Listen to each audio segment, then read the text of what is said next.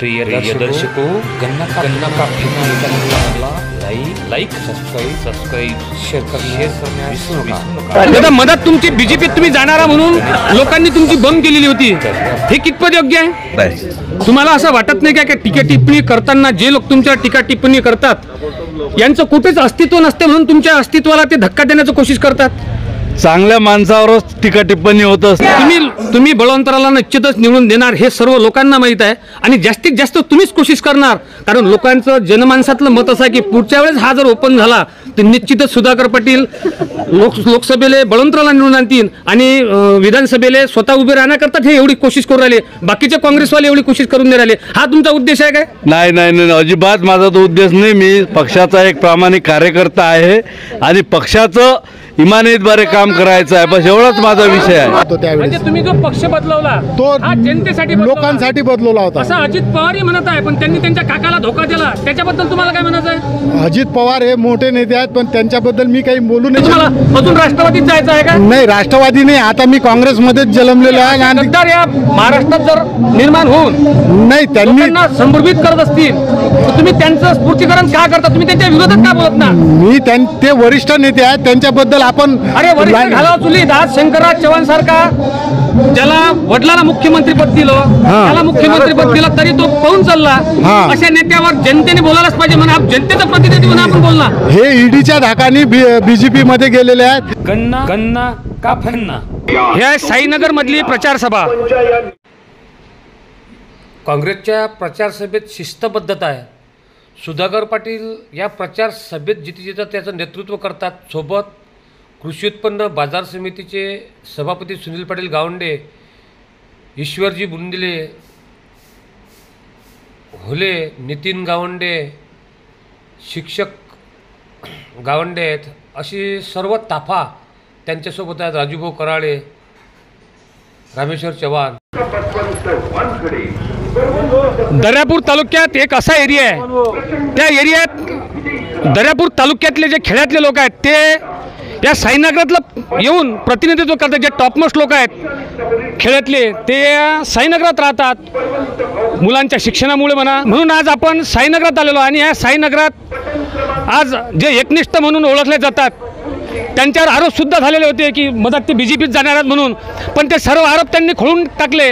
असा एकनिष्ठ माणूस, शांत सुसंयमी स्वभावाचे सुधाकर पाटील यांच्यासोबतच कृषी उत्पन्न बाजार समितीचे सभापती सुनील पाटील गावंडे, त्यानंतर मागच्या वेळेस पंचायत समितीचे उपसभापती होते आणि सध्या उपसभापती कृषी उत्पन्न बाजार समितीचे राजूभाऊ कराळे असे इथे आलेले आहेत। तसेच दर्यापूर तालुक्यातील गणमान्य लोक आहेत। ईश्वरभाऊ काकानी म्हणतात त्याला, कारण रागावतात ते, त्यांना ईश्वर भाऊच म्हणावं लागते। तसेच कृषी उत्पन्न बाजार समितीचे डायरेक्टर आहेत, सरपंच जो 3 वेळचा ग्रामपंचायतचा उपसरपंच होता आणि 3 वेळ लगातार निवडून आला असा नितीन भाऊ गावंडे, हे सर्व लोक जे इथं प्रतिनिधित्व करतात दर्यापूर तालुक्यात जे प्रतिनिधित्व करतात ते सर्व इथं जमलेले आहेत। त्यानंतर यांचे वडील, ज्यांचे वडील 9 वेळ नगरसेवक होते, हे सुद्धा सोबत आहेत। त्यानंतर नुकतेच शहर प्रमुख म्हणून आपल्या सोबतच आहेत, ह्या महिला आहेत आणि जो या दर्यापूर तालुक्याचा कणा आहे ते म्हणजे सुधाकर पाटील। शांत सुसंयमी स्वभाव आहे। दादा मदत तुमची बीजेपीत तुम्ही जाणारा म्हणून लोकांनी तुमची बंद केलेली होती, हे कितपत योग्य आहे? मी या दर्यापूर तालुका काँग्रेसचा अध्यक्ष, मी एक जबाबदार माणूस आहे आणि जबाबदार माणसावर टीका टिप्पणी होतच असते। त्या गोष्टीमध्ये काही तथ्य नाही। मी एक काँग्रेसचा सच्चा शिपाई आहे आणि तळागाळातल्या लोकांपर्यंत काँग्रेसचे ध्येय धोरणं पोचवण्याचं काम मी सातत्यानं करत आहे। तुम्हाला असं वाटत नाही का की टीका टिप्पणी करताना जे लोक तुमच्या टीका टिप्पणी करतात यांचं कुठेच अस्तित्व नसते म्हणून तुमच्या अस्तित्वाला ते धक्का देण्याची कोशिश करतात? चांगल्या माणसावरच टीका टिप्पणी होत असते, ज्याच्या मागं काहीतरी असते म्हणून त्याला बदनाम केला जाते। तुमच्या मागं पैसा आहे का जनता आहे? माझ्यासोबत जनता जनार्दन आहे। या जनता जनार्दनाकडून तुम्ही अपेक्षा काय ठेवता? जनता जनार्दनाकडून अपेक्षा एकच आहे माझी की आता आपल्या हक्काचा माणूस बळवंतराव वानखळे महाविकास आघाडीचे आपले उमेदवार आहेत आणि त्यांच्या पाठीशी या मतदारसंघातली जनता चांगल्या ताकदीनं उभी आहे. ते मग सर्वच समाजातले लोक आहेत.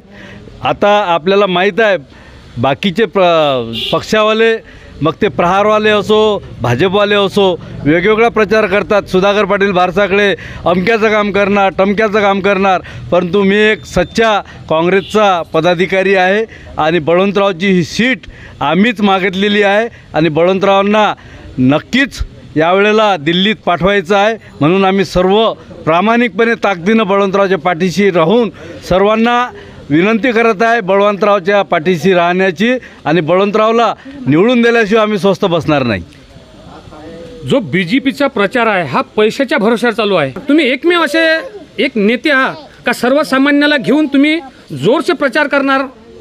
इथे दर्यापुरात नाही, खेडोपाड्यात जाऊन तुम्ही प्रचार करत आहे, पण अशीच टीम तुमच्या बाकीच्या कार्यरत नाही आहेत का? निश्चितच या जिल्ह्याचे आमचे दबंग नेतृत्व बबलूभाऊ देशमुख या जिल्ह्याचे, मी हा विषय दर्यापूर तालुक्यापुरता मर्यादित करून राहिलो. नाही आहेत ना माझ्यासोबत सर्व हे जी टीम आहे हे माझे सर्व प्रामाणिक कार्यकर्ते आहेत, माझ्या पक्षाचे पदाधिकारी आहेत आणि सर्वच जण बळवंतरावच्या पाठीशी ताकदीने उभे आहेत. तरी अंदाजे किती मतांनी हा लीड घेऊन विजय होतील? बळवंतराव निश्चितच या जिल्ह्यातून 1 लाखाच्या वरून आघाडी घेतील अशी आमची अपेक्षा आहे. लोकांना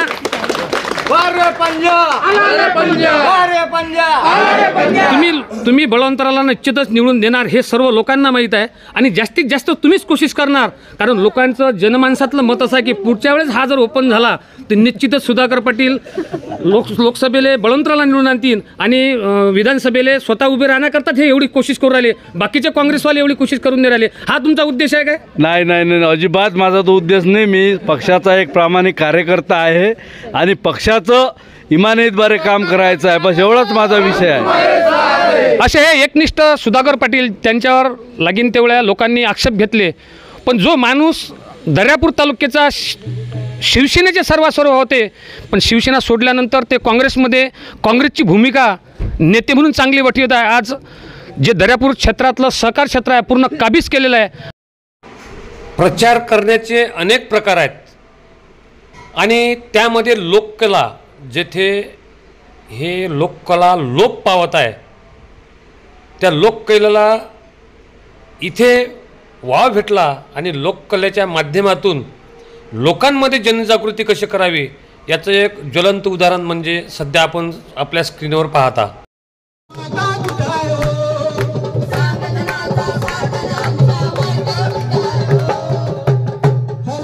अरे मग तुम्हीच म्हणता ना ते अदानीने दिलं आणि अंबानीने दिलं, आम्हाला विचार नाही, तुम्हीच तर म्हणता मग आम्हाला. अहो तर मग अडाणीला द्या काय खाल्ल्या, अडाणीला द्या नाही तर अंबानीला द्या. इथं माणसाची 200 रुपये मजुरी वाढून नाही राहिली, 2 रुपये खिशात उडून नाही राहिले. माणसं आता हातावर आणून पाहिजे. सगळ्यात पहिले BSNL तर दिलं, कुठे दिलं? खाजगी करणार. त्याच्यानंतर रेल्वे दिल्ली खाजगी करणार, एअरपोर्ट दिल्ली खाजगी करणार. आता जिल्हा परिषद शाळेचा विचार चालू आहे खाजगी करण्यासाठी. ठीक आहे, म्हणजे हे आतापर्यंत इन्स्टिट्यूट विकून राहिलं आणि हे जर निवडून आले तर येईन आपल्या किडनी निकाल.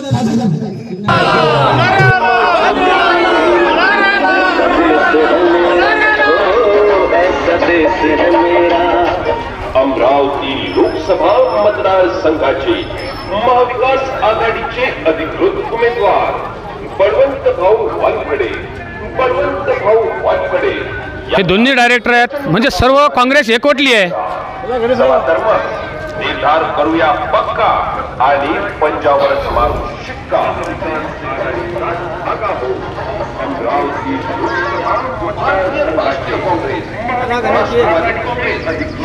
शिवानंदजी चव्हाण हे सर्व काँग्रेस समर्थक आहेत.